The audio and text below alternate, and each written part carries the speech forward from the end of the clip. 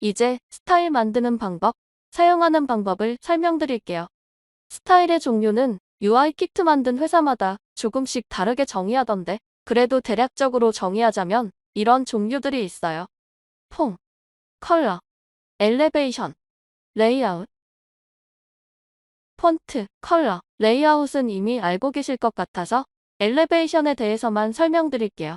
엘리베이션은 쉽게 말하면 그림자라고 이해하시면 돼요. 예를 들어 버튼이 지면으로부터 공중부양해서 둥둥 떠 있으면 그 밑에 그림자가 생기잖아요? 그 거리를 뜻해요. 그림자를 통해 해당 대상이 지면으로부터 얼마나 떠 있는지를 알려줘요. 그럴 때 그림자를 사용하기 때문에 그냥 그림자 값이라고 알고 계셔도 될 것 같아요. UI 키트에 보면 스타일이 보기 좋게 잘 정리되어 있어요.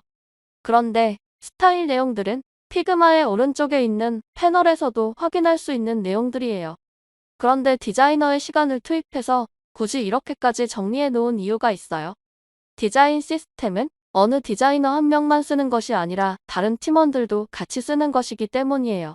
이렇게 해두면 스타일을 하나하나 클릭해 볼 필요 없이 상세 내용을 좀 더 빠르고 쉽게 이해할 수 있기 때문이에요.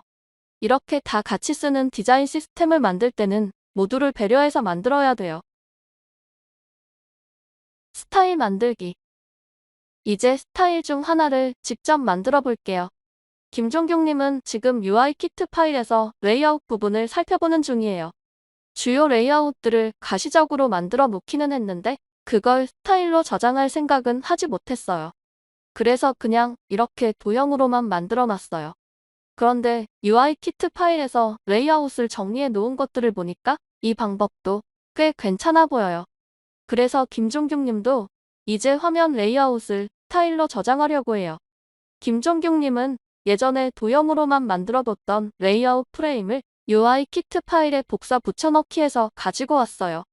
그리고 그 페이지가 선택된 상태에서 우측 패널의 디자인 탭을 볼게요. 그리고 레이아웃 그리드 영역에서 플러스 버튼을 클릭해 줄게요. 그리고 점이 9개 있는 모양의 아이콘을 클릭할 거예요. 맨 위에 드롭다운에서 그리드 레이아웃을 만들 건지, 컬럼 레이아웃을 만들 건지, 로우 레이아웃을 만들 건지 선택할 수 있어요. 그리드는 격자를 뜻해요. 컬럼은 열을 뜻하고, 로우는 행을 뜻해요. 우선 GMB 영역 레이아웃부터 만들어 줄게요. GMB는 화면 상단에 가로로 길게 위치해 있으니까 로우를 선택해 줄게요. GMB 영역은 화면에서 한 개니까 카운트에 1을 적어주면 돼요. 색상은 빨간색으로 할게요. 타입은 V얼라인을 뜻한다고 보시면 돼요. 탑을 선택하면 로우가 화면 위쪽을 기준으로 정렬돼요. 보톰은 화면 아래쪽에, 센터는 화면 중앙에 정렬돼요. 그런데 여기서 스트레치만 개념이 좀 달라요. 이걸 선택하면 행이 위아래로 늘어나면서 화면을 꽉 채워주게 돼요. 하이트에 60이라고 적으면 행의 높이가 60픽셀이 돼요. 오프셋은 마진이에요. 오프셋에 10을 적으면 마진 10픽셀이 적용돼요. 커터는 로우와 로우 사이의 간격이에요. 여기에 20을 적으면 로우 사이의 간격이 20픽셀이 돼요. 또는 Alt키를 누른 상태에서 입력 필드 부분을 좌우로 드래그하면 간격이 조정돼요. 푸터와 컬럼 레이아웃도 추가해줄게요.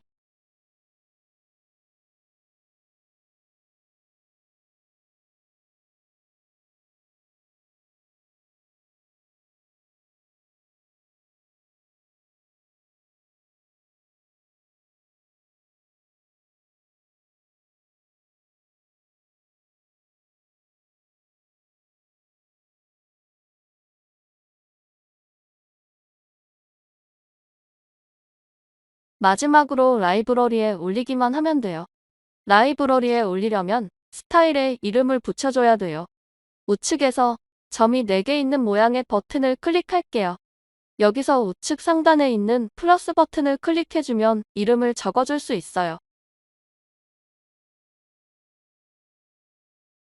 디스크립션 영역에는 이 스타일에 대한 설명도 쓸 수 있어요. 이름 정하고 크리에이트 스타일 버튼을 클릭해줄게요. 그리고 좌측 패널로 가서 에셋 라이브러리 창을 열어서 퍼블리시까지 해줄게요.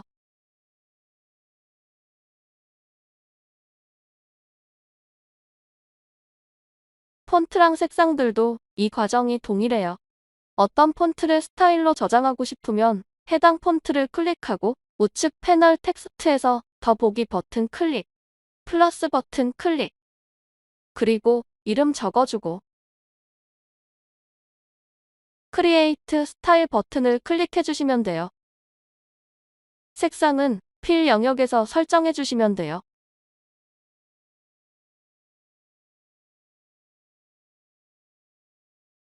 라이브러리에 있는 스타일 꺼내쓰기.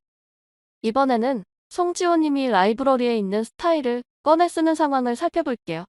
송지호님은 홈페이지랑 제품 상세 페이지 디자인 작업을 끝냈어요. 이제 장바구니 페이지 디자인 작업을 하려고 해요. 장바구니 페이지에는 이미지가 크게 들어갈 필요도 없고 텍스트도 좌우로 길게 꽉 차게 들어가지는 않을 것 같아요. 그래서 메인 영역의 좌우폭을 다른 페이지보다는 좀 더 좁게 잡아줄게요. 그런데 필요할 때마다 자꾸 새로운 레이아웃을 만들면 웹사이트 디자인이 전반적으로 일관성이 떨어져 보일 것 같아요. 그래서 이참에 이 웹사이트에 사용할 레이아웃들을 몇 개 만들어서 스타일로 저장해 두려고 해요. 그리고 앞으로 새로운 페이지 디자인을 할 때 웬만하면 그 스타일 중에 골라 쓸 거예요. 꼭 필요한 경우에만 새 레이아웃 스타일을 추가로 만들어 쓸 거예요. 레이아웃을 스타일로 저장하는 방법은 방금 전에 설명드렸으니까 이번에는 만들어 놓은 것을 가져다 쓰는 방법을 보여드릴게요. 이 장바구니에 쓸 레이아웃은 미리 만들어 놨어요. 이름은 카트라고 지어줬어요. 그럼 이제 장바구니 페이지 디자인 작업하던 파일로 가서 이 레이아웃을 적용시켜 줄게요. 제품 해당 페이지를 클릭하고 우측 패널에 있는 레이어 그리드, 더 보기 버튼을 클릭해 줄게요. 그럼 스타일로 저장된 레이어들 목록이 나오는데 아까 미리 만들어 놨던 레이아웃 스타일을 클릭해 줄게요. 그러면 이렇게 레이어 스타일이 페이지에 바로 입혀져요. 디자인 작업할 때 이 선에 맞춰서 작업해 주시면 돼요. 레이아웃 스타일 만드는 방법을 설명한 김에 한 가지만 더 설명드릴게요. 송지호님이 피그마에서 레이아웃을 스타일로 저장하는 이유는 여러 페이지에 공통적으로 쓰는 특정 레이아웃이 있기 때문이에요. 마찬가지로 양돌차님도 디자인을 코드화할 때 여러 페이지에 공통적으로 사용하는 페이지 레이아웃은 컴포넌트화 작업을 미리 해두고 있어요. 그런데 피그마의 그리드 스타일 기능은 디자인 작업할 때는 유용하지만 양돌차님이 보기에는 불편할 수 있어요. 상세 내용을 보기까지 거쳐야 하는 클릭이 너무 많거든요. 그래서 제가 송지호님에게 추천하는 방법은 페이지 공통 레이아웃을 스타일로 저장할 때 스타일로만 저장하지 말고 렉탱귤러나 프레임 같은 요소를 사용해서 공통 레이아웃 페이지 틀을 잡아주시는 것을 추천드려요. 상단 내비게이션 바 영역에 원하는 사이즈 도형을 위치시키고 필요한 경우 상단에 픽스도 해주시고요. 좌측 LNB가 있을 경우에도 마찬가지로 좌측 해당 영역에 도형을 위치시키고 필요한 경우 버티컬 스크롤 설정도 해주세요. DP별로 화면도 만들어주세요. 그러면 양돌차님은 공통 컴포넌트 코드화 작업을 하실 때 이 내용들도 같이 확인해서 작업해주시면 돼요.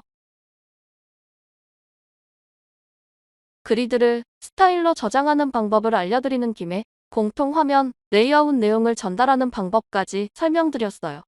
하지만 송지호님, 양돌차님이 앞서 제가 제안드린 방법대로 해주신다고 하더라도 사람이 하는 작업이다 보니 디자인 시안을 코드화하는 과정에서 뭔가 놓치는 부분이 생길 수 있어요.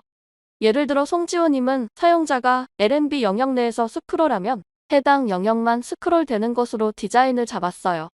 이때 우측의 메인 영역은 움직이지 않아요.